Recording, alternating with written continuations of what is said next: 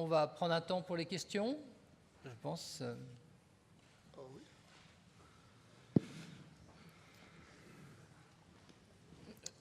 Voilà. Première question, oui. Bonsoir.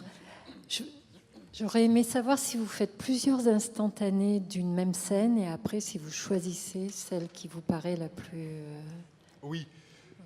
Alors, je gère dans un espace d'exposition qui fait quand même plusieurs centaines de mètres carrés, hein, et je me promène. J'ai la chance, finalement, de bien connaître maintenant les acteurs de ces moments-là, puisque ce sont quelques sociétés qui, en France, se partagent le travail d'accrochage.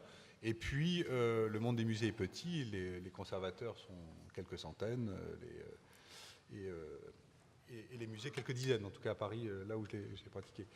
Donc, je parlais de photos de rue à l'instant, donc je me promène et je capte l'instant présent, je fais des natures mortes, je fais des choses comme ça.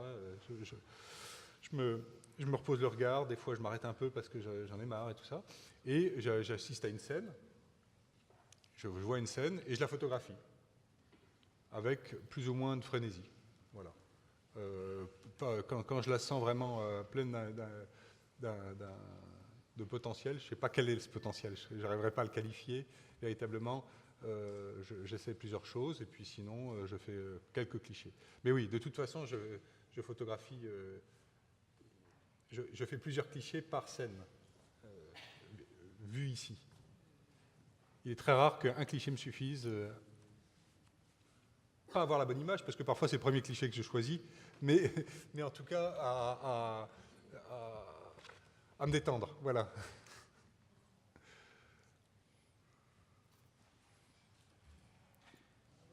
Une autre question?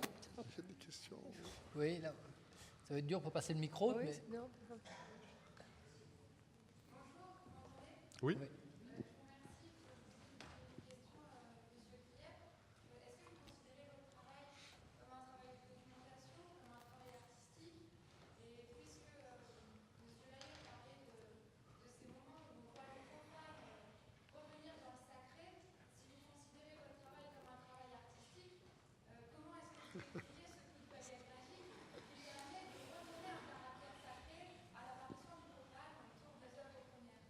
Bah, ça j'aimerais bien, parce que ça changerait ma vie quotidienne, mais en tout cas ma vie matérielle. Et comme me le disait Bernard dans une conversation qu'on avait, il m'a dit on ne peut pas être hors sol.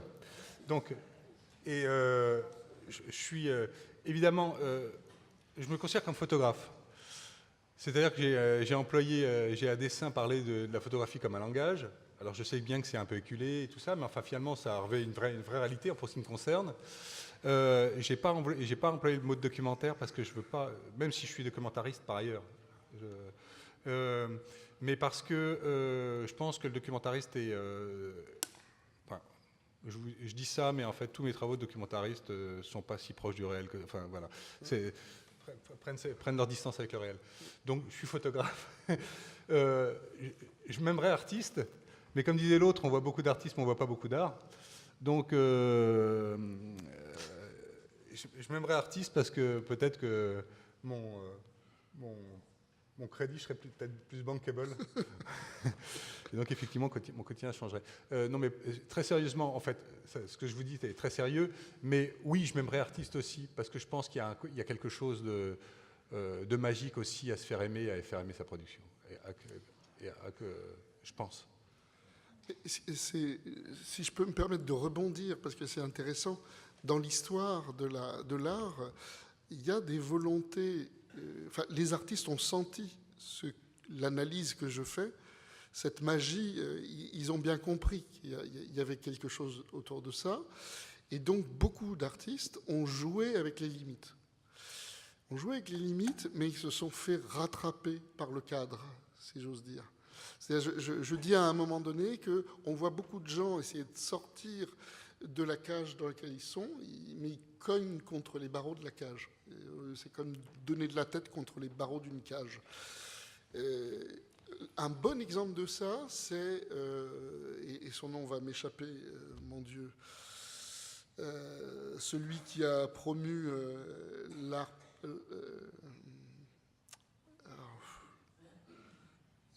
Ah ben, je vais pas y arriver. C'est fou. Bon, peu importe. C'est quelqu'un qui dit, c'est l'art des fous, comment ça s'appelle? Voilà, l'art brut, merci. Oh, mon Dieu, quel trou. Voilà, du Buffet. Voilà. L'intelligence est toujours collective. Je dis un truc, tout le monde retrouve. Bon, Jean Dubuffet a écrit des choses formidables. Il disait, à un moment donné, un jour, on arrêtera d'accrocher des peintures, enfin des tableaux à des murs, dans des musées. Lui, sa conception, c'était, il ne faut plus de musées. Il ne faut plus de lieux où on dise, ça c'est magnifique, ça c'est admirable. Mais du coup, c'est très compliqué, parce que lui, il imaginait dans son utopie, c'était un monde où il y aurait une fête permanente des sens. Alors, c'est quoi institutionnellement ou dans la vie sociale réelle une vie permanente des sens? C'est-à-dire qu'il n'y aurait pas de lieu où on vous dirait ça c'est à voir, mais où tout le monde quand même participerait de la beauté du monde et de ce qui s'y passe.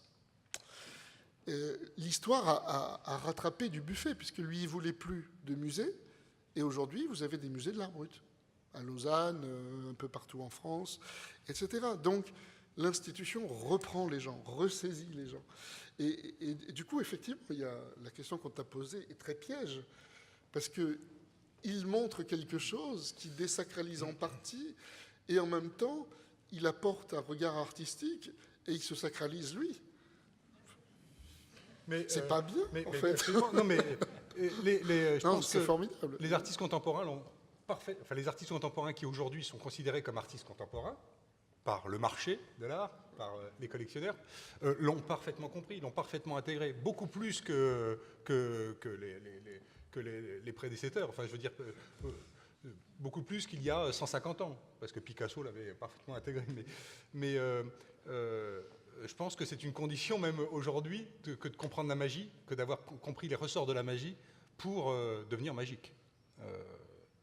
On le voit, c'est valable pour les photographes, certains photographes contemporains, c'est valable pour beaucoup d'artistes. Je suis allé voir l'exposition à Beaubourg, pardon, c'est à Paris, excusez-moi, mais mince, elle est en train de se terminer. Hockney, je suis allé la voir la semaine dernière. Hockney était un homme très très malin. On ne peut pas photographier les œuvres d'Hockney dans ce musée, alors que Fleur Pellerin a fini par autoriser la photographie dans les musées, comme vous le savez, sauf s'il y a interdiction des prêteurs. Eh bien, les contemporains ne veulent pas qu'on photographie leurs œuvres. Je me suis retrouvé il y a quelques années à Doha, au Qatar, dans un immense cube gigantesque et vide, avec toute l'œuvre de Jeff Koons. Et comme c'était les Qataris qui avaient fait le truc, donc c'était une rétrospective énorme, et il y avait 3 visiteurs, dont moi. Et donc je me suis baladé et j'ai fait des super photos, mais à l'iPhone, parce qu'on m'a retiré mon appareil en entrant. Voilà. Donc, c'est systématique, c'est-à-dire que, ayant bien compris le caractère magique, on se dit que la photographie va retirer, comme elle pouvait retirer l'âme au papou, de la magie à l'œuvre. Voilà.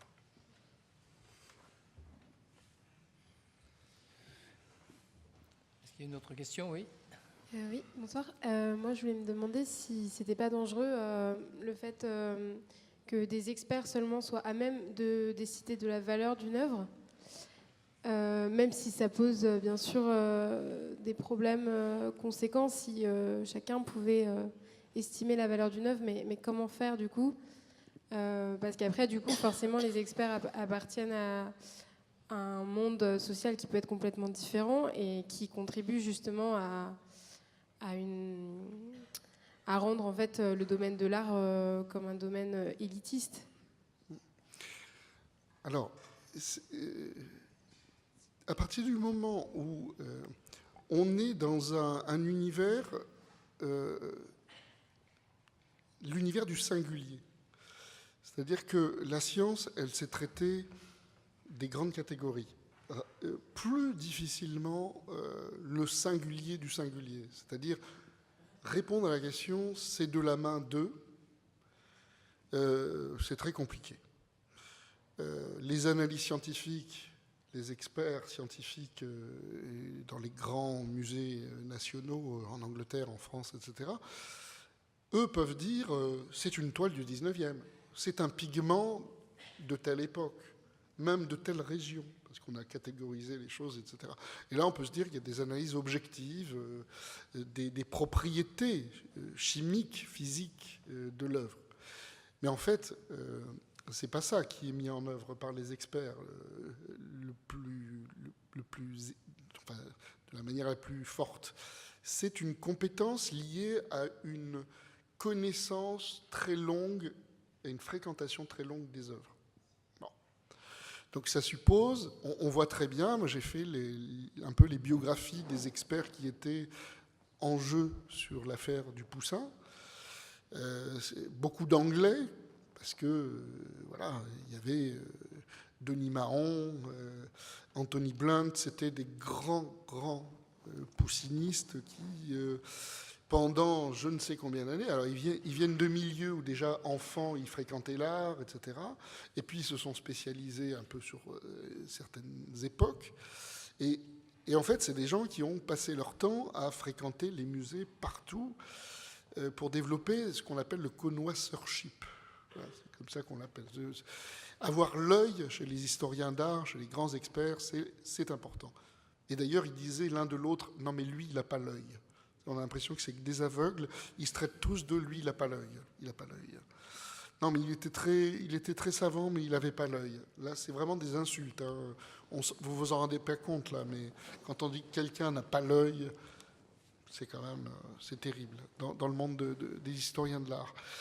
Donc, comment faire autrement à partir du moment où les gens décident qu'il est important de savoir si c'est Poussin qui a fait ce tableau?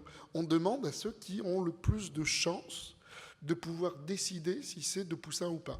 Le problème, c'est quand, de manière récurrente, des gens qu'on ne peut pas vraiment départager, parce qu'ils sont très forts, tous, ne sont pas du tout d'accord. Et là, par exemple, sur le cas du Poussin de Lyon, ils n'étaient absolument pas d'accord. Il y a une toile qui est retournée là où elle était. Bon, la collection Piazeca Johnson aux États-Unis. Depuis, elle est morte, donc je ne sais même pas si ça a été vendu, je ne sais pas où elle est, cette toile. Mais les deux grands spécialistes, les plus grands mondiaux, considéraient que c'était cette toile la bonne. Et ils n'ont pas pu se départager. Jamais. Et ils ont des arguments extraordinaires dans les deux cas. Les analyses en laboratoire n'ont pas suffi. C'est très compliqué de trancher de manière très simple dans cette histoire-là. Et là, on se dit, ben oui, voilà, à partir du moment où des gens doivent absolument décider si c'est de la main d'eux, eh ben vous avez des grands sorciers, quoi. C'est des Manitou. C'est des gens qui ont des compétences, évidemment. Hein. Je ne dis pas c'est juste des actes magiques fondés sur aucune compétence, mais quand même, c'est un pouvoir énorme, avec toutes les possibilités d'imposture. Hein. Il y a des gens qui ont été achetés. Quand vous regardez l'histoire de l'art, beaucoup d'experts, si vous payez très cher un expert et que vous lui faites dire, ça peut être le scénario d'un film policier, hein, ça existait dans l'histoire. Hein. Des experts, vu qu'ils ont ce pouvoir de dire que c'est un vrai Vermeer, Poussin, Rembrandt ou je ne sais quoi, vous pouvez les acheter, vous pouvez les corrompre. Donc il y a plein de problèmes liés à ce poids donné aux experts. Et dans cette histoire, ce qui est intéressant, c'est on est passé de plus en plus d'une situation où on s'intéressait à « c'est de la main d'eux », enfin non, où on est passé de la question de l'art et de sa beauté, etc., à l'idée de « est-ce que c'est de la main d'eux » ? Et dans les échanges qu'il y a eu à propos d'un tableau, je ne sais plus de quel peintre, il y a quelqu'un au musée du Louvre, c'était au XIXe siècle, qui à un moment donné dit, franchement, parce que la question c'est on l'achète pas, on n'est pas sûr que ce soit le vrai, que ce soit de la main d'eux, etc. Et il y a quelqu'un qui, une sorte de lucidité comme ça, qui reprend l'historien d'art, enfin le conservateur en l'occurrence, mais qui a des études d'histoire de l'art, et qui dit, bon, il dit à sa direction, il dit, bon, franchement, je ne sais pas si c'est le vrai, mais il est beau. Et là, d'un coup, ah oui, on avait oublié. On avait oublié ça. Il n'y a plus aucune discussion sur la beauté des tableaux. Et les experts sont juste là pour dire c'est un vrai, de la main d'eux, etc. Mais la question de savoir s'il est beau ne se pose même plus. Ce que l'on sait dans les témoignages, par exemple, de la fuite en Égypte de Nicolas Poussin, c'est que Bernin, qui était un grand connaisseur de l'art et architecte, je crois, lui-même, a vu ce tableau et on a le témoignage. Et il dit, en voyant ce tableau, il y a un moment où les peintres devraient arrêter de peindre. Bon, c'est un admirateur de Poussin, il adore son œuvre, mais là, il considère que c'est raté. Or, beaucoup de gens au XXIe siècle ont dit non, mais la toile qui a été retenue au Musée des Beaux-Arts de Lyon, elle est quand même plus belle que l'autre. J'allais dire, en disant ça, il donnerait presque raison à ceux qui pensent que c'est l'autre qui était le vrai tableau. Les gens, au départ, considéraient que c'était un mauvais Poussin. Voilà, les gens qui connaissaient bien Poussin. Mais vous voyez, c'est très compliqué. Et on voit surtout que la question de savoir si c'est un beau tableau ou pas, la question de savoir si ça provoque de l'émotion, qu'est-ce qu'on en fait avec ces tableaux, a pris le dessus. Enfin, ne se pose même plus la question, on se pose même plus la question de ce qu'on en fait de ces tableaux. L'art est lié au départ au beau, au sublime, etc., à toutes ces catégories-là. Et en fait, on se rend compte qu'avec les experts et ainsi de suite, on est très loin de juger de la beauté d'un tableau. C'est plus ça le problème. C'est de savoir s'il est de la main de quelqu'un d'important ou pas. Voilà. Donc, je ne sais pas si j'ai répondu à votre question, mais il y a, dans l'état actuel des choses, on ne peut pas faire autre chose que de demander à des gens qui connaissent, qui ont fréquenté des œuvres d'un maître, qui sont à peu près sûrs, de se prononcer sur autographe, pas autographe. Voilà. On dépasse. Oui, oui. Je voudrais poser une question à Bernard Lahire. Rosenberg, le président du Louvre, s'est opposé pendant très longtemps. Qu'est-ce qu'il a fait basculer au dernier moment? Alors, il fait partie des experts français. Oui, donc, mais il est contre. Il est avec les Anglais au début. C'est pas si simple que ça. C'est pas si simple que ça. Il y a plutôt une opposition. Rosenberg avait une position institutionnelle, et dans le système français, si vous avez une position institutionnelle dans un musée, vous avez un devoir de réserve. Vous ne pouvez pas jouer un rôle sur le marché, ce qui n'est pas vrai du tout aux États-Unis ou en Angleterre. Donc Rosenberg était prudent. En plus, dans l'histoire, c'était important. Pierre Rosenberg, qui est devenu donc le président, le PDG du Louvre, après, au cours de cette histoire, cette longue histoire, il a fini par devenir PDG du Louvre. Il avait connu des déboires avec une toile précédente. Il s'était empressé de dire que c'était un Poussin, et du coup, la famille avait récupéré le tableau très rapidement.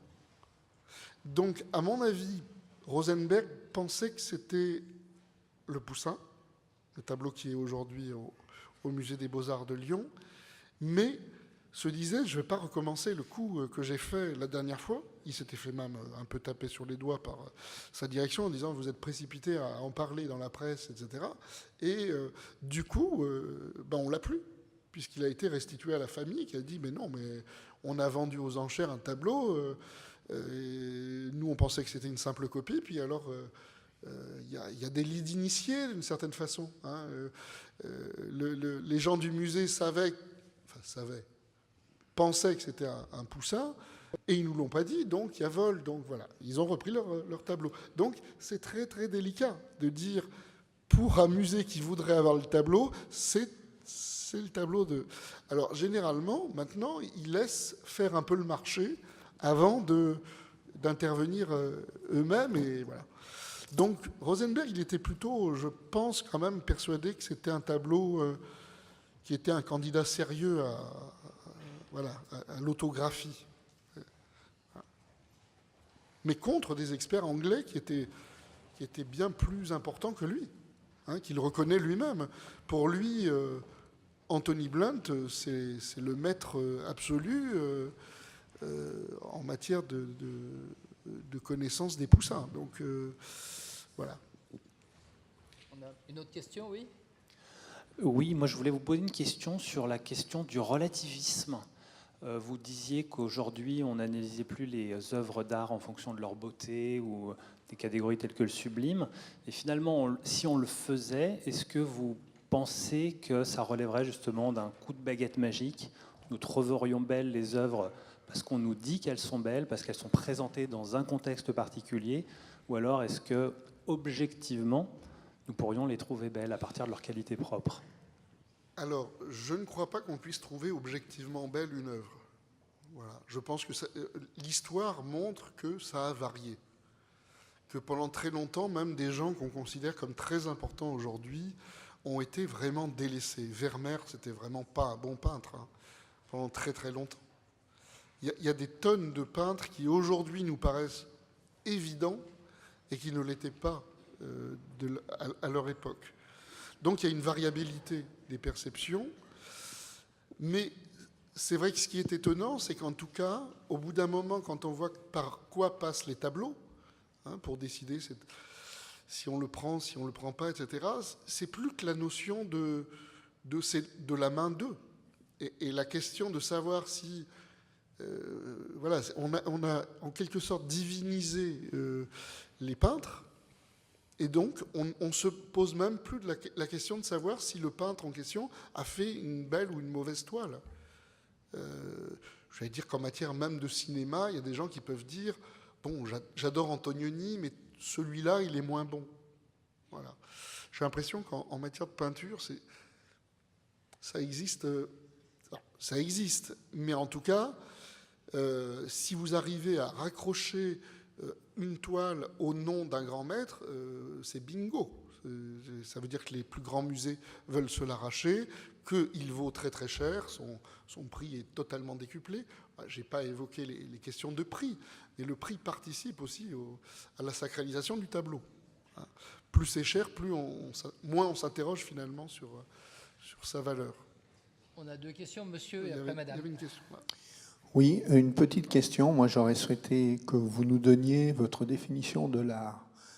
Étant entendu que la définition de l'art, au cours du temps, elle a évolué. On parlait de beauté et d'esthétisme au tout début. On s'aperçoit maintenant qu'avec des gens comme Jeff Koons, on n'est pas toujours encore que... On peut être sur un peu d'esthétique, ou Duchamp, par exemple. Là, on n'est plus dans la définition. Vous avez parlé des musées où on sacralise l'art et effectivement, on peut éprouver de l'émotion, etc. Mais on peut éprouver de l'émotion aussi sur une toile qui a été faite par quelqu'un qui n'a pas la réputation pour être dans un musée. Donc, ce qui m'intéresse, c'est pour vous, quelle est, pour chacun des présents, votre définition de l'art par rapport à des choses qui ne sont pas forcément liées à l'esthétique, pas forcément liées à la beauté, mais qui se situent dans un autre domaine.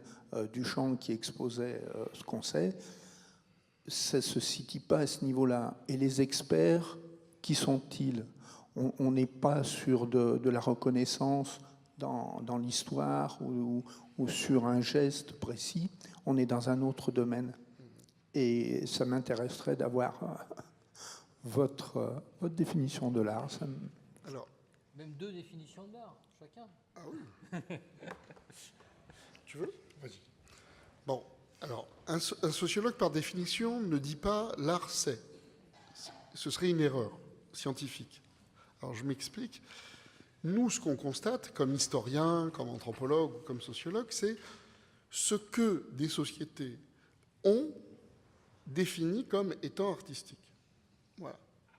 On voit apparaître la notion d'art très difficilement. Bon, j'ai dit quelques points comme ça tout à l'heure, mais ça a été un vrai combat pour arriver à construire un univers qui était un univers d'artisans et qui est devenu un univers différent. relevant d'un autre genre. Donc, passer de l'artisanat, c'est ça qui s'est passé. Et ce que nous, on peut faire, c'est décrire toutes les stratégies qui ont amené à ça. Qu'est-ce que ça signifie de s'appeler artiste, de se dire artiste, d'assumer son point de vue d'artiste. Il y a une longue histoire des transformations, des artistes qui ont de plus en plus revendiqué leur autonomie. Évidemment, vous voyez un cas comme Mozart, qui a été étudié par un sociologue qui s'appelle Norbert Elias. Mozart est quelqu'un qui veut un peu trop tôt être un artiste libre. Et il se rend compte que, en fait, c'est très difficile. Quelques années après, ce sera possible. Mais au moment où il le faisait, c'était quasiment impossible. C'est-à-dire qu'il voudrait qu'on le laisse faire. Or, ça n'est pas ça à l'époque. Norbert Elias dit être un musicien à l'époque, c'est être comme un chef cuisinier ou un tapissier, etc. C'est un artisan parmi d'autres. Et donc, si le roi dit il y a trop de voix, vous enlevez des voix. Si on juge qu'il ne faut pas utiliser trop d'instruments avant, il faut que vous le fassiez. Un peu comme, et d'ailleurs pendant très longtemps, Michael Baxandal, qui a travaillé là-dessus, qui est un historien de l'art, montre les contrats dans l'histoire du Quattrocento. En Italie, vous aviez des contrats entre les commanditaires et les artisans. Voilà. Et les commanditaires disaient « Je veux que vous peigniez ma femme avec le chien à côté. Je paye pour telle couleur, parce que les couleurs ne valaient pas toutes le même prix, et ainsi de suite. » Et on voit comment, progressivement, les gens vont se libérer de ça, vont se libérer de la relation de commanditaires à artisans qu'ils étaient, et ils vont devenir progressivement artistes, c'est-à-dire des gens qui... Alors aussi, on pourrait donner cette définition-là. Un artiste, c'est quelqu'un qui propose des œuvres sur un marché, et c'est le marché qui décide, et le marché avec ses institutions spécifiquement artistiques, mais on ne lui commande pas directement, même si c'est compliqué, aujourd'hui il y a beaucoup de commandes encore, et ainsi de suite, mais il y a l'idée de « je suis libre de ma création » et il y aura peut-être un public qui s'y intéressera. Bon, il se trouve qu'il y a toujours eu du public, et notamment même les gens les peintres, il faut se rendre compte que c'est des gens à œuvre unique. Donc c'est pas la même logique de marché que les écrivains. Un écrivain, il va avoir 10 000 ouvrages vendus, 100 000, etc. Ça n'enlève rien au sacré de son travail, d'une certaine façon, à la valeur de son travail. Alors qu'un peintre, c'est dans une œuvre que... Alors après, on a joué autour de ça, on a tourné autour de ça, l'art qui a voulu faire des multiples, etc., a tourné autour de cette contrainte de la singularité. Mais voilà, je pense qu'un artiste, c'est quelqu'un qui, s'associant aux élites, parce que c'est ça dans l'histoire, les artistes vont s'élever au rang de gens très importants symboliquement. Ça ne veut pas dire qu'ils vivaient forcément très très bien, et vous pouvez être symboliquement très haut et très bas économiquement, ça c'est deux choses différentes, mais qui vont s'élever à ce niveau-là, se distinguer des simples artisans et faire de leur produit autre chose qu'un produit profane. Voilà. Si les artistes disaient « on veut plus de ça », alors ils en paieraient le prix économiquement, c'est-à-dire qu'ils diraient moi je peins des choses ou moi je fais des installations, etc., juste pour quelques personnes ou pour un groupe qui veut bien me donner ce qu'il veut donner, etc. Mais s'ils allaient au bout de la désacralisation de leur œuvre, ils retomberaient au statut d'artisan. Les artisans, on peut dire, ils ont fait un très bel objet, mais on ne dira jamais c'est de l'art et qui mérite un prix incroyable, qui mérite d'être mis dans un lieu particulier pour être admiré, pour entretenir cette relation particulière avec un objet. Voilà, c'est tout ça l'art, avec toutes les variations, évidemment, et dans l'histoire, qui amène des artistes à jouer avec les règles, jouer avec les contraintes.